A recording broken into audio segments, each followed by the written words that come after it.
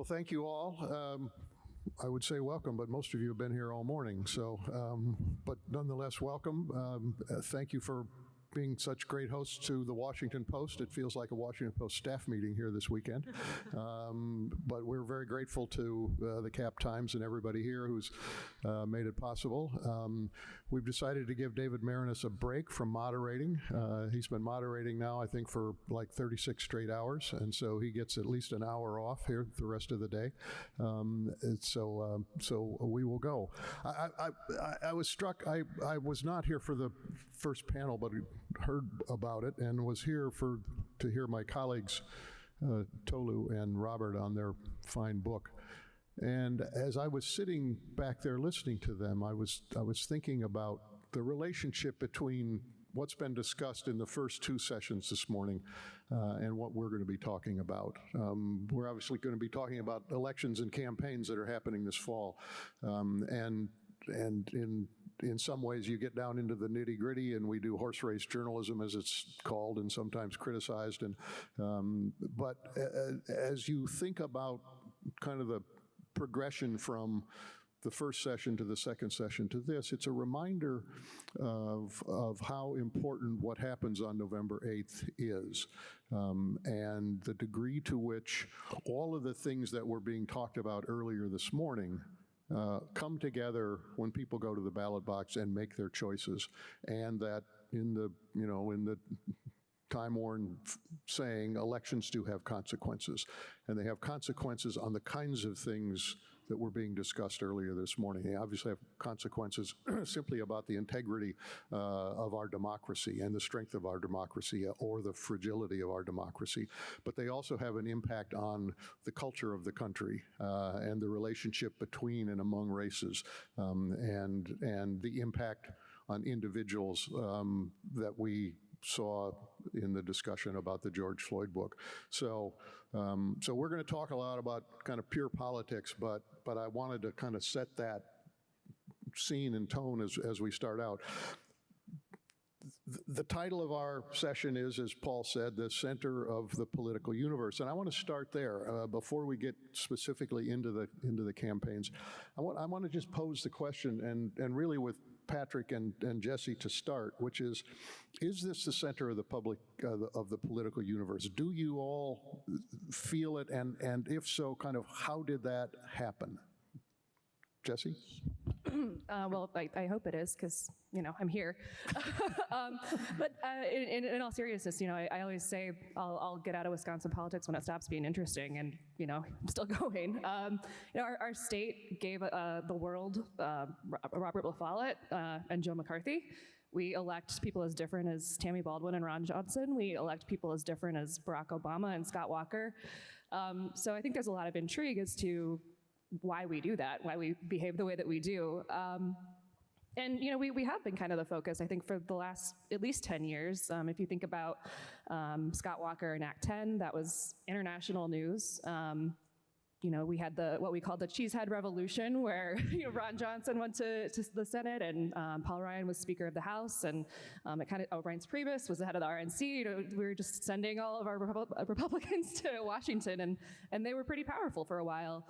And then when that kind of stopped being the case, then we had a presidential election where we voted for a Republican for the first time since 1984 in 2016. So once again, people are wondering, why do we behave the way that we do?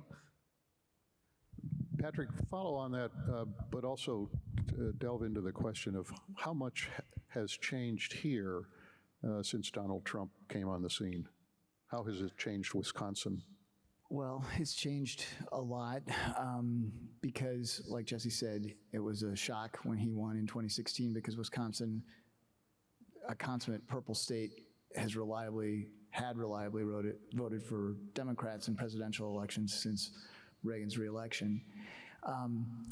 And so I think just like Trump shook up national politics, he reshaped them in Wisconsin. And I think Republicans are still figuring out exactly what they are. Their nominee for governor is someone who got the backing of Trump and that helped him win the primary, but presents himself as a very establishment Republican. So I think that the party as a whole here is still and will continue to decide exactly what it is. Annie, from your perspective, because you're moving around a lot, but you know the country politically, you're in tune with a lot of different states and races. Where does Wisconsin fit in? I mean, in that sense, to you, does Wisconsin fall into the center of the universe, and for what reason? Well, yes, I can say that definitively it does. When you look across the country, and what are the reasons why? And this isn't talking to some top Democratic strategists who are paying close attention to the midterms. They see Wisconsin as a place that has a large portion of the demographic that Democrats are most worried about, which is working class voters. And the sort of test in Wisconsin for these observers is to understand what happens to that group in this election. So the large number of working class voters here makes it interesting. Is the trend going to continue that Democrats have seen of these voters bleeding away to the Republican Party, or is something changing to where they can hold on to that group? I was talking to a top advisor to a former president recently who said that he was just stunned that it is the Republican Party that at that moment was seeming to be able to put together a multiracial working class coalition. And he said, I can't believe I'm saying those words. Now, he said that over the summer. I think things have changed a little bit if you look at kind of the granularity, but that is the sort of overarching trend that he and other top Democrats are looking at with some nervousness. What, this is both for Jesse and Patrick, this state has been through this fiasco with Robin Voss and Michael Gableman and all the questions about investigating what happened in 2020 and the ongoing discussion of that. And what effect has that had on the party, and what effect is it having? To what effect do you think it is a factor in the campaign dialogue, messaging, and voters' decisions? Well, I mean, that gets to, I think, what I was talking about earlier, is that you've got Wisconsin, a year ago, the state assembly with Robin Voss leading the charge, starts this investigation of the 2020 election, and that's something that's done by the state assembly, not the state senate. The state senate doesn't really do anything at all. Other states aren't looking back into 2020 in the way that Wisconsin was. Arizona had, but that had wound down mostly by the time Wisconsin's got underway. And so we're really the only state that continues to do it at that level. And yet, Robin Voss, who has led that charge, is the guy who is getting called a rhino by Trump and by a bunch of Republicans. And so he finds himself in this vice where the Democrats view him as completely irresponsible, that he's looking into an election that has been repeatedly found to have been conducted properly. And yet, on the right, he's also taking all this heat because the person he puts in charge of this turns against him, says that he doesn't really want a true investigation. And so he is kind of a perfect distillation of what I'm talking about, is the party reckoning with itself in Wisconsin to figure out what it is. And, of course, Robin Voss faced a opponent in his primary, unknown guy who gets Trump's endorsement at the last minute, and, Voss wins by a hair. And now that guy's running in a write-in campaign. So I don't think we'll really have a good sense of what this all means until after this election. Then we'll maybe have a better sense of how Republicans want to proceed on this issue of election denialism. Jesse, to what extent has it affected Voss as a political figure, both inside the party and in the state, and how might it, without knowing quite what's going to happen in the election, how might it affect the way the state operates after the election? I mean, it's wild to have, to think that Robin Voss would be called a rhino in Wisconsin after the last 10 years of policies that he's ushered through, the way that he's led the assembly, and he's always had a pretty strong grip on his caucus. He's had a lot of support within his caucus, but as that majority grows larger, the Republican majority, it's also pushing farther and farther to the right and moving away from him a little bit. If by some crazy circumstance he does lose, that state house is going to be unrecognizable. Also, just to your question initially of, is Wisconsin the center of the political universe? I mean, it's not every state where the former president is getting involved in what is essentially a state house race, a very important one, but it gets the significance of the state. Annie, I want to pick up on something that you alluded to when you were talking earlier, and that is, have things changed over the last few months? When this year started out, obviously, I think everybody could see that it was going to be a very, very tough year for the Democrats. History alone says that a midterm election for the first midterm for a new president often goes badly, and sometimes very, very badly. We saw that in 2010, and we saw that in 2018. But a variety of things have happened since then. And can you assess from your vantage point how the combination of the Dobbs decision by the Supreme Court, the hearings that the January 6th committee have had, and the successes legislatively that the Democrats and President Biden had in the middle of the summer have shifted things, may have shifted things, or may not have shifted things? Where do you think we are now that we're in September? This is a question that, as you know, we kind of dissect sort of on a daily basis in the newsroom at the Washington Post. So it's one that I have given a lot of thought to.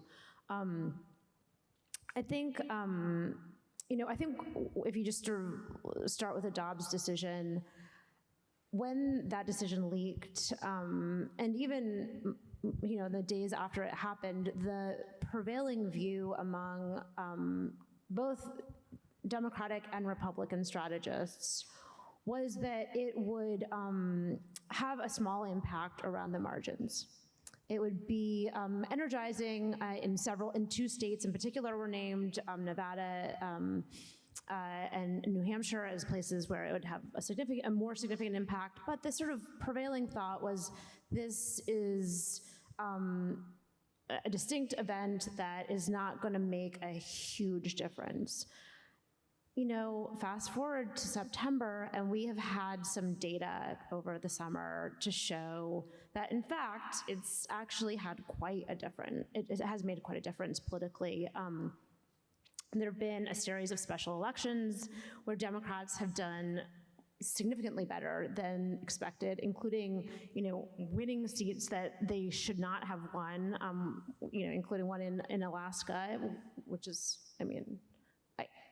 a Democrat just won a House seat in Alaska. I was getting texts from the White House political shop saying, wait, can you believe this? So,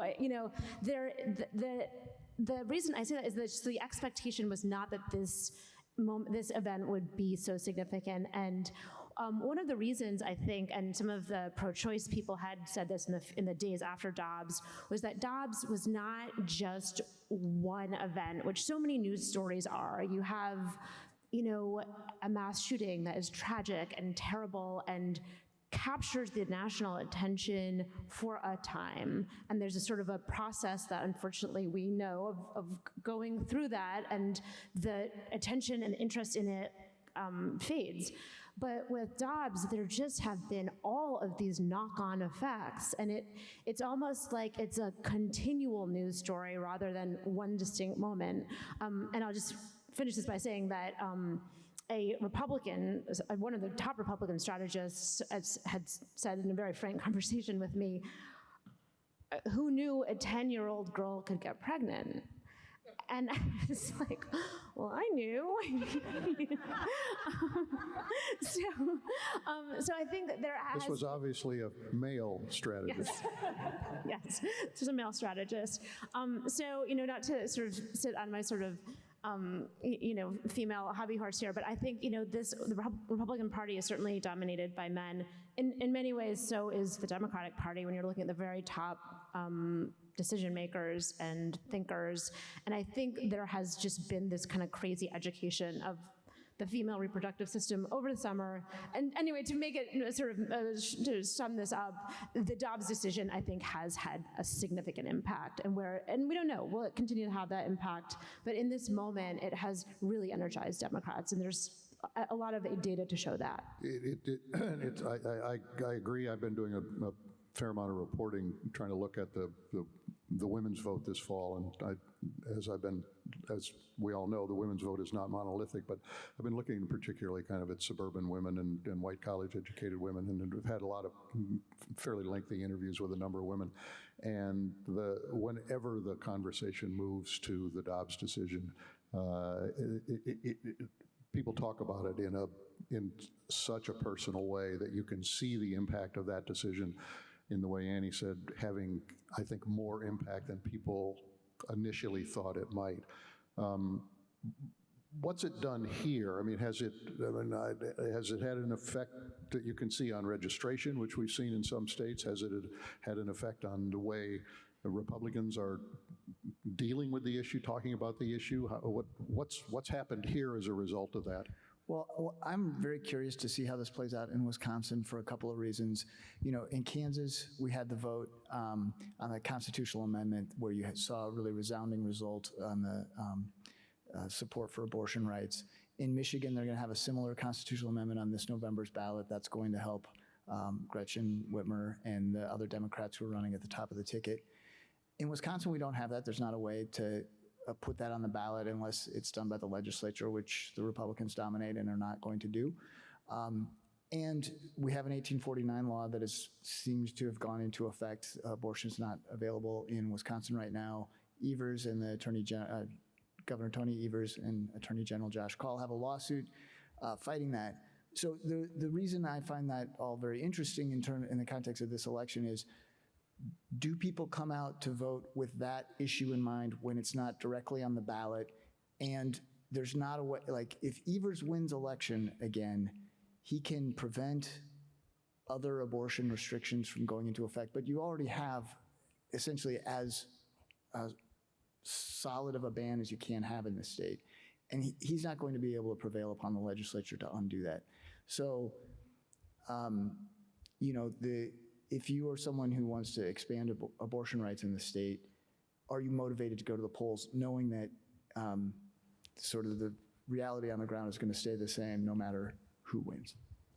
And I think you know, that could factor into the national races, though, if we are talking about a national abortion ban, which I'm sure a lot of Republican Senate candidates would rather not be, but it may be because we can't really do anything about it at the state level in the foreseeable future. I do wonder if it'll motivate anyone in the Senate race. Excuse me, I wanted to ask you about the two presidents, President Biden and former President Trump. What is their standing in the state at this point? How welcome are they by the candidates who are running for governor and Senate? And what role do you think they are playing in these elections right now? Jesse, you want to start on that? Sure. I think Trump is pretty welcome to the candidates that he's endorsed, at least. You know, he held a rally for Tim Michels, and it was an interesting breakdown, though, because you know, this was also the crowd that, you know, is not a fan of Robin Vos right now. So, you know, maybe not every candidate, but I think he's generally, it's a little bit easier in the Republican Party. But for Democrats, yeah, Biden's approval ratings are not great here. He did an event in Milwaukee on Labor Day, and Governor Evers did appear, and Mandela Barnes, who's the lieutenant governor and running for Senate, did not. He was in Milwaukee that day. He was in Racine also, which is about 20 minutes away. So he certainly could have been there. And it was interesting. I mean, we were asking him for weeks leading up to it, are you going to campaign with him? And they didn't answer, and then he didn't. And we haven't really heard a lot about why. Yeah, but also I think it's important to note that Ron Johnson didn't show up at Donald Trump's event. And also Donald Trump held his event for Tim Michels and Robin Vos's opponent just before the primary here. A big question is, will he come back? And will Tim Michels be as eager to share a stage with him? I mean, both Biden and Trump have this same issue where they're just not very popular with the general public. Though Trump is, with a segment of the Republican Party, has some very enthusiastic supporters. So does Michaels try to tap into that, and how does Ron Johnson navigate that? I'm very curious to see. What are the other issues that are really animating voters here? I mean, to what extent is inflation really an issue that's going to affect the outcome of this? To what extent is crime a factor? To what extent is border security a factor? All of the things that the Republicans want this election to be about. Is that the case here? Recent polling would indicate yes. If you look at the general voting public, inflation is still the #1 issue, and the share of voters who said that they were really concerned about inflation dipped down for a little bit in August, but it went back up again in September. So it's still in the kind of like 60-70% range for people who that's their top issue. Crime is toward the top. Election security or an accurate vote count, interestingly, jumped up a little bit. But obviously, when you break it down between the two parties, if you look at Democrats, none of those are their top issues. It's abortion and education, gun laws. And then there's sort of the flip side of, is it crime or is it gun violence? Because they poll differently about those two things. And Republicans are more concerned when you talk about crime, but Democrats are more concerned when you talk about gun violence.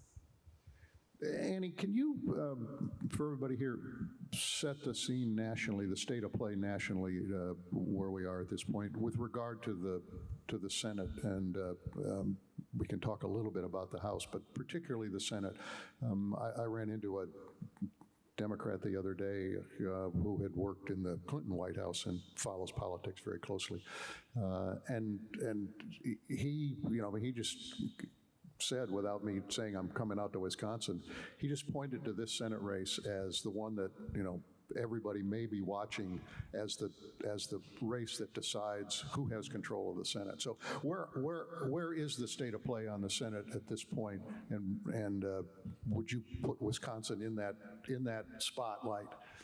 Yeah, I mean, absolutely. So, of course, the Senate, Republicans need to just net one single seat in order to take control of the chamber. So that's why every single race is sort of like the most important race. But so the math for that, the map, I should say, for that is actually pretty interesting, because the races that are up, and of course you guys know the Senate, only a third is up every year, but this particular third of races that are up they all are very familiar to anybody who's watched a presidential, right? So Wisconsin has a race that's up, Georgia has a race, Arizona has a race, Pennsylvania has a race, and those are all really tight races. So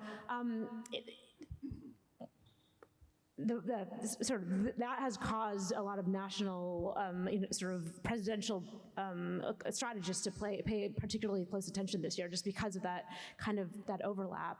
But Wisconsin, absolutely. So what would have to happen here if Democrats want to hold the Senate, and what Democrats really want to do is they want to take 2 more seats back. They want to increase their majority. And for Democrats to do that, they would have to flip 2 seats from red to blue. And Wisconsin and Pennsylvania are probably the most likely places where that could happen. So, and what's been kind of fun is that Mandela Barnes, the lieutenant governor here who's running, does have this bond with John Fetterman, the lieutenant governor in Pennsylvania who's running. And so they've been kind of doing some kind of buddy real videos that are interesting, and they've known each other for a while. But they would be the 2 seats that would really turn the historic trends that Dan talked about in the beginning on its head.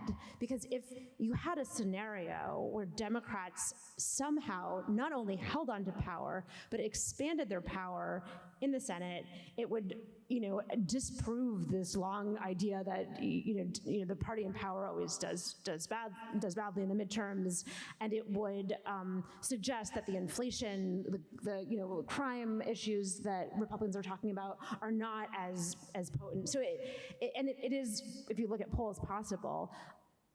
But, there's been a lot of issues with polling recently. There's a lot of reason to be skeptical that that kind of very rosy scenario could happen.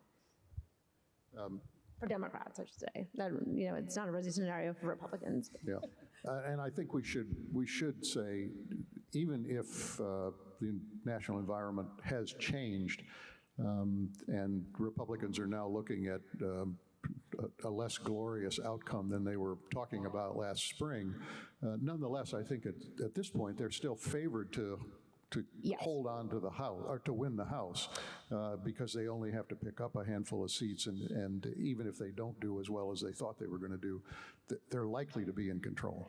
Yeah, the sort of sense right now in the House, and their Republicans need to pick up, about 4 seats in order to take control of the chamber, and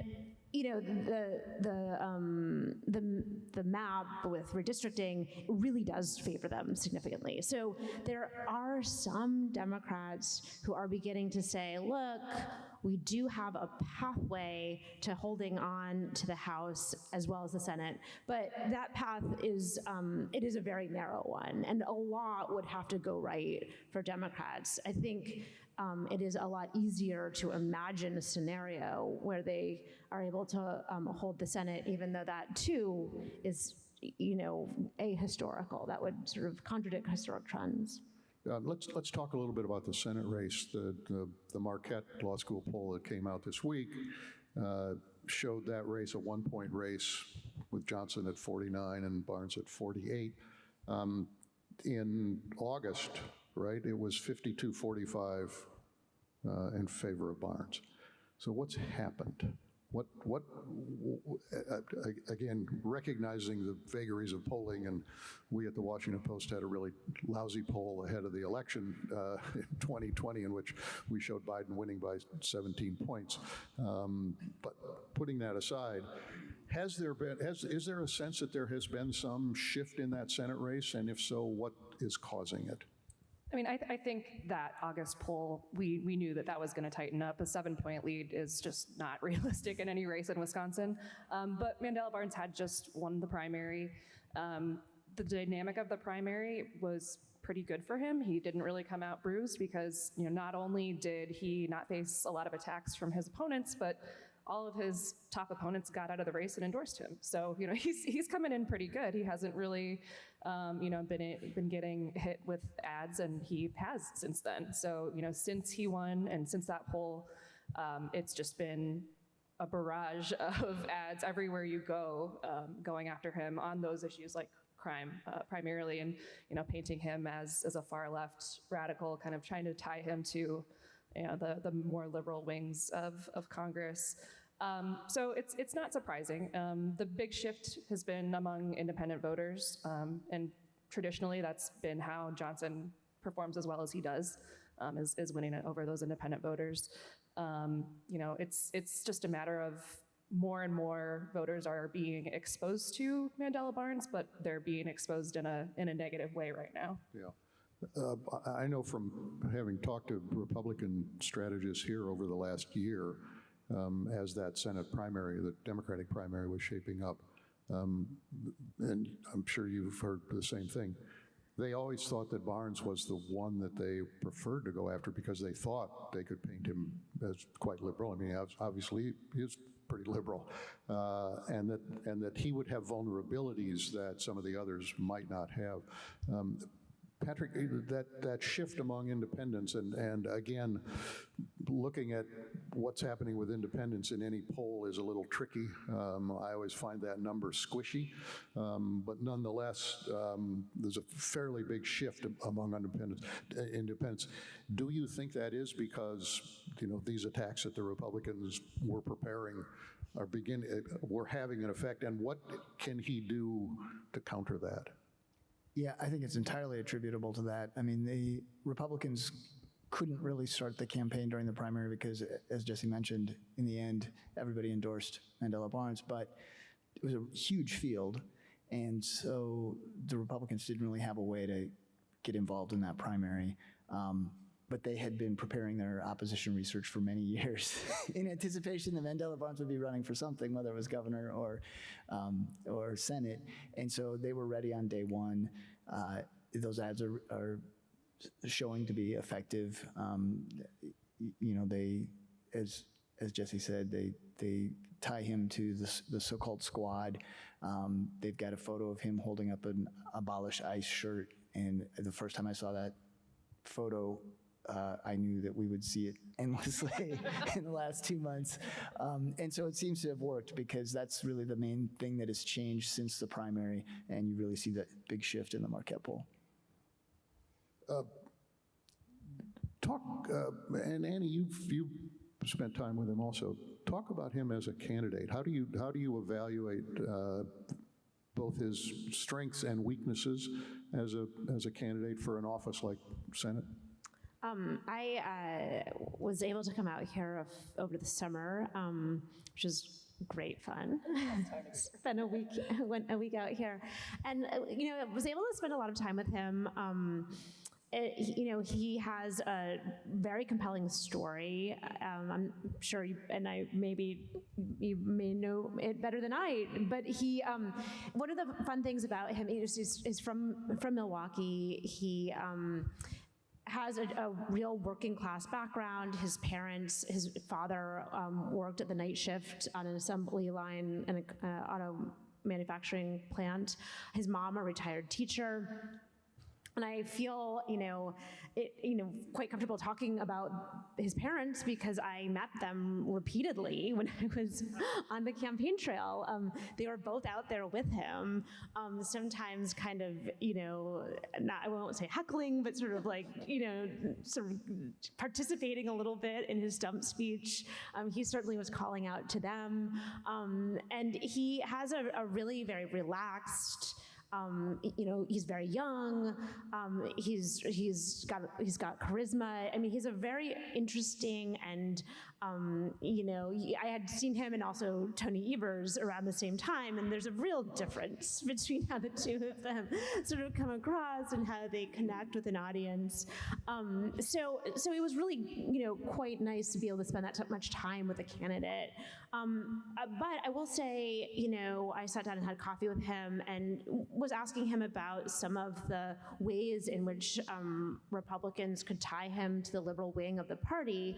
And, he didn't always have, the greatest answers when asked about, fairly obvious things that would come as attacks. And that did make me wonder about sort of the level of preparedness that he had for going into what has become a very, very kind of nasty stretch of campaigning. I think I asked him about a video that he was in with Rashida Tlaib, the congresswoman from Minnesota, and they were sort of doing this fun little dance, and his office had tweeted out that she was brilliant, and this is a comment that you could very easily imagine Republicans using to attack him. And his answer was to say, "Oh, no, I didn't send that. That wasn't my tweet. That was my staff. That wasn't me." And you just kind of wondered, okay, well, why would you not have corrected that?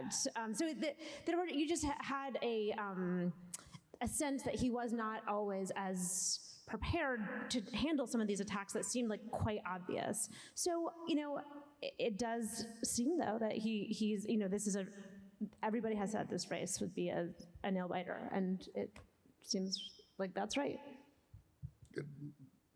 Do you see a similar lack of preparation or a difficulty kind of making that shift up to the level of a big Senate campaign?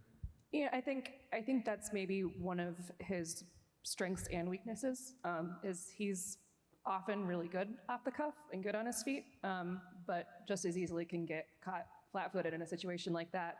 And it is kind of those little things where there's not a lot of room for nuance in a campaign. So the difference between whether he tweeted that or his staff tweeted that, or with the Abolish ICE shirt, well, I wasn't endorsing it. I was just holding it up and said that I needed it. So, it's kind of hard to navigate that and get a lot of room for nuance in there, because those do seem to be pretty effective.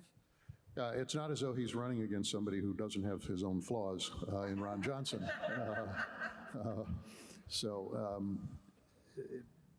Jesse, you posed this question when we were exchanging some notes yesterday, so I'll throw it back at you.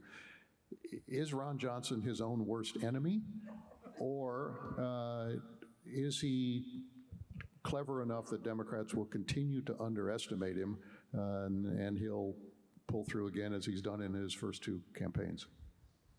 There's actually a similarity, I think, between the two candidates in this way, in that Ron Johnson's strength often is that he doesn't really care what people think. He'll say what's on his mind. He doesn't have a lot of a filter.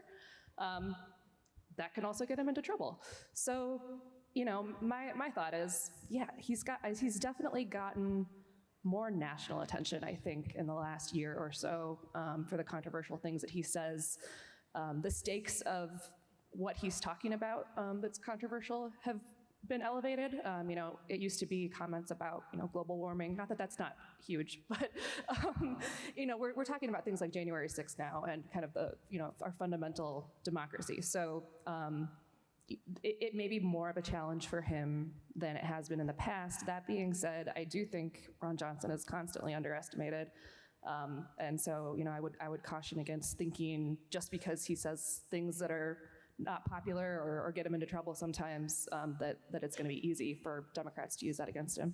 Patrick, one of the things that I've heard about Johnson from Republicans is that unlike the first two races, when he was, you know, seen as a strong conservative business person, et cetera, you know, had some, you know, of his own ideas, that he had moved into kind of a different space over the last 2-3 years, and particularly the last 2 years, and in delving into some of these controversies, whether it was that you could use Listerine to fight COVID, or, you know, or some of the things he said about January 6th. And a couple people basically said to me, he's got to figure out a way to move off of that and get back to kind of where he was. Has any of that happened? I mean, is he running in this general election more as the old Ron Johnson, or has he saddled at this point with kind of the Ron Johnson he became over the last few years? Well, you know, why he doesn't talk about inflation more and COVID less, I think a lot of people around him are wondering. As Jesse was saying, he's a very blunt guy, and so if you ask him a question about COVID, he's going to answer it, and his views are sometimes going to be unusual and then draw their own headlines. And he's having a little bit of a war with the media. I mean, part of his campaign, you know, during the primary particularly, he said, like, I'm not facing an opponent, I'm facing the media. That's my biggest enemy, and they're part of the problem. So we haven't seen the discipline of him to focus on crime and inflation and the kinds of, I mean, he talks about those issues, but not exclusively. So, you know, I think he'll, more and more as the campaign continues, he's going to try to talk about that more and January 6th and COVID less. But his comments have been so pervasive and have been so thoroughly covered that, you know, it's going to be an issue that he has to contend with throughout this race. It's going to come up in the debate they have. Democrats are going to continue to feature those things in ads. So it's a major ingredient to this race. I want to turn to the governor's race for a few minutes, and we have some questions from the audience that I want to try to get to as well. I'd like to start with Michaels, who obviously defeated the person who was the favorite to be the nominee, Rebecca Kleefisch, and is pretty untested as a candidate. Jesse, how has he made the pivot from the primary to the general election, and what are you all learning about him as a candidate? Again, kind of assess the strengths and weaknesses of Michaels. Sure. Yeah, it was a surprise to those of us who have been following, you know, what that field was going to look like for a long time. But he spent $12 million, and turns out that could get you some things. He untested is a good way to put it, I would say. He has run for office before, but it's been a long time. Some of the comments that he made when he last ran in 2004 have come back on things like abortion and gay marriage, and I think we kind of have yet to see whether that, is a problem for him. But he's talking a lot about the red meat Republican issues, about crime and public safety. He's, his tagline throughout the campaign has been that Tony Evers has been a failure from COVID to Kenosha, I think is how that goes. So I think he's trying to run as the leader of a company and talk about, running government like a company. He's obviously, run a very successful business, but we're not getting a lot of specifics yet on his policy proposals. That's been slower to come. He's been somewhat accessible, but not as accessible as Tony Evers has been. So, that's fewer opportunities, I guess, for us to really drill down and find out what he's all about. Neither of the gubernatorial candidates is quite the kind of personality type of the two Senate candidates. They're obviously more dynamic than either Evers or Michaels. But Patrick, how do you look at the kind of campaign Evers is running? I mean, obviously, incumbents always have some advantage, even in a difficult year. But he won that race in 2018 in what was a very, very good Democratic year, and won it with a very, very narrow margin. So what is he really going to have to do to make sure that he can pull through to a second term? Because the stakes of this, we talk a lot about the Senate and the importance of the Senate race, but this a handful of gubernatorial races, including this one, are really, really important, both for 2022, 3, and 4. So, yeah, and I think I mentioned before that if Evers wins again, he's going to face a legislature that is dominated by Republicans. He's going to, he's been in a state of stalemate almost his entire governorship, and that would continue. Whereas if Michaels wins, it's going to be pedal to the metal for Republicans. They have all these pent-up desires after having split government, and so there's going to be, and I agree with Jesse that Michaels has not really spelled out precisely what his agenda is, other than in really broad terms. But you're going to see a lot of activity, and obviously, given what happened in 2020 in terms of certification of elections and how electoral college decisions are made, what kind of voting rules we have, all of those things could change dramatically depending on how this governor's race goes and governor's races in other states. Evers did a good job of raising money. He raised a lot of money during the build up to this race. That has helped him quite a bit. Evers has managed to have numbers that are better than Biden by a significant amount. And so, in a lot of ways, I think of him as the opposite of Walker, because Scott Walker was this very polarizing figure. Republicans just absolutely loved him, and Democrats hated him, and they were both very motivated by that.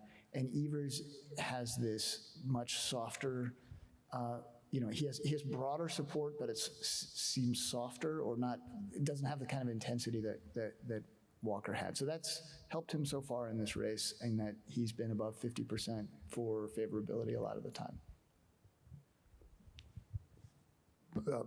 When you look at this state, somebody said that it is a state that has been kind of in constant shifting in terms of voters, and yet with all the shifts, it still ends up, at dead even. It's perhaps the most polarized state in the country, and has been for a number of years, despite the fact that there's been movement within the state in terms of who's voting in what numbers. When you look at what it's going to take for either side to win, who are the voters that are going to determine the outcome of these two elections? Well, I mean, I think it's the same mix of, the question is, can Democrats get the turnout of their voters that they need to have? Typically in a midterm, the president's party doesn't come out in force, the opposite party does. And that's, if that happens, that's over for the Democrats, because as you mentioned, he won by just over a point in 2018, which was a great year for Democrats. But the other question is where the independents land. Well, I guess all three categories of voters are crucial here, because do the independents get swayed, and then the Republicans, are they split? Are they put off by Trump's reemergence on the national stage? some Republicans will love that. Some, particularly in the suburbs, won't like that so much.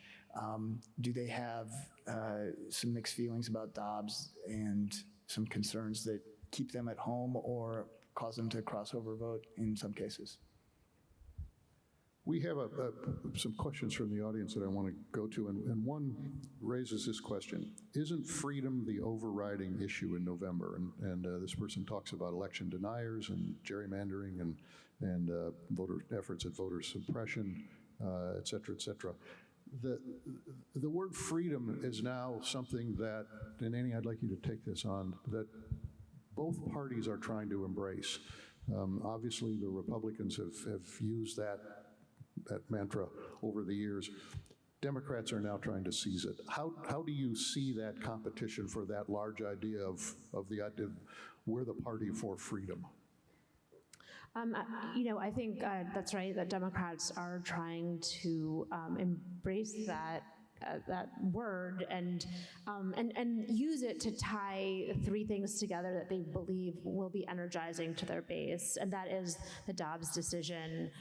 That's also gun control in the aftermath of Uvalde, and then of course January 6th. And so the idea of sort of packaging those three really powerful political moments and political ideas, especially for their base, into sort of one word is something that Democrats have talked about doing and then did particularly well in that New York special election, where that was essentially the pitch made by the Democrat. It was a freedom pitch and was taking all of those three things under the one mantle of freedom, and it was a winning message for Democrats, unexpectedly so.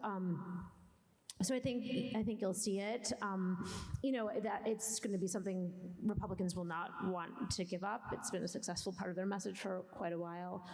So yeah, it has shown that it can work in a special election. We'll see whether it does. Here's another question. Do you think that there is any merit, and I'd like the two Wisconsinites to take this on because it really has to do with the state.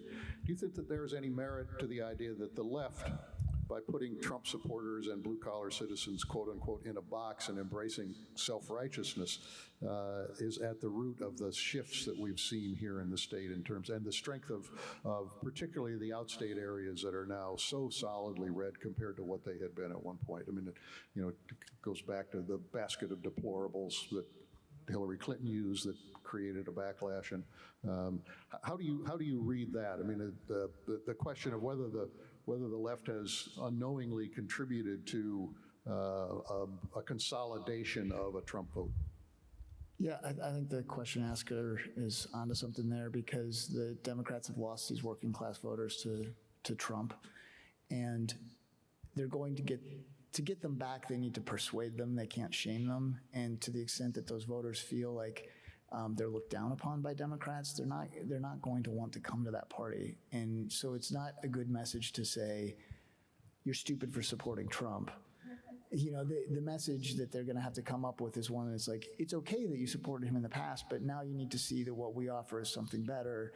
And, whether they say that's part of, things that Biden has done, the COVID relief package, if they want to, highlight certain dollars that have been targeted there in ways that will help them. If they want to talk about the debt relief and say, no, it's not for wealthy kids who got liberal arts degrees, it's also for people who went to college but didn't complete it, or worked in the trades and built up some kind of debt that they haven't been able to pay off. But they're going to have to persuade people, not wag their finger at them. Yeah.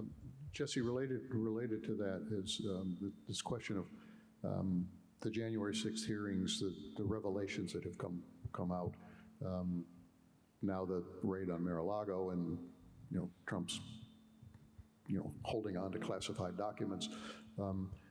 How much is that changing Republican minds here? I mean, one from a distance watching what happened with Voss and Gableman and all of that would say, not really. But once we get through this election, and let's say that Michaels wins the governorship, and so the Republicans are really in charge.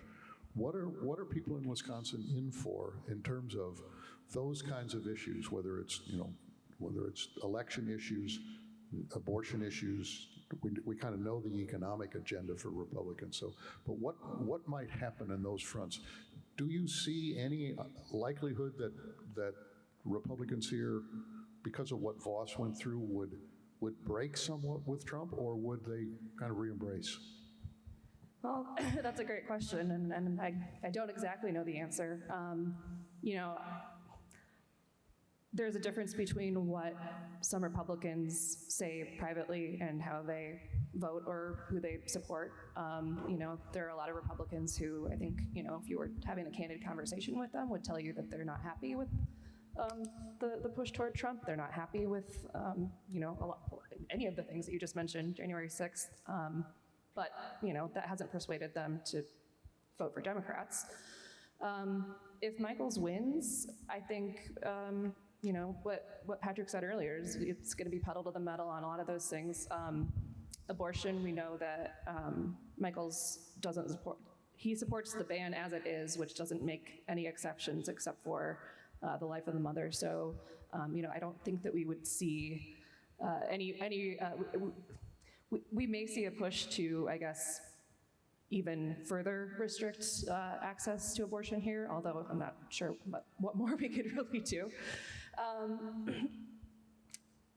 Election law is something that Republicans have been talking about a lot already. They've introduced a lot of bills that would make some significant changes to the way that elections are run here.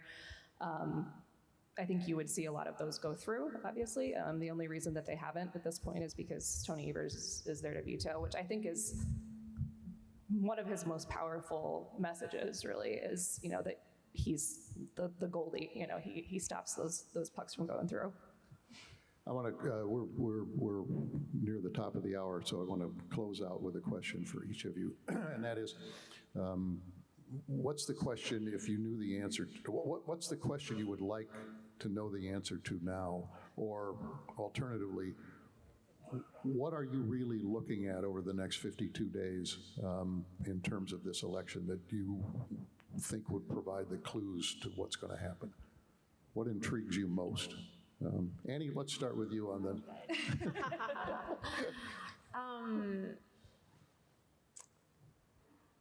I mean, I think when you cover this stuff really closely, like we do, you know, this is a bit of a cop-out of an answer. I mean, I at least get intensely curious, like, what is gonna happen? Like, what's gonna happen? What's gonna happen? And I try to avoid it because in many ways that is not the most interesting question. You know, there are really interesting questions that are swirling around in these next few weeks.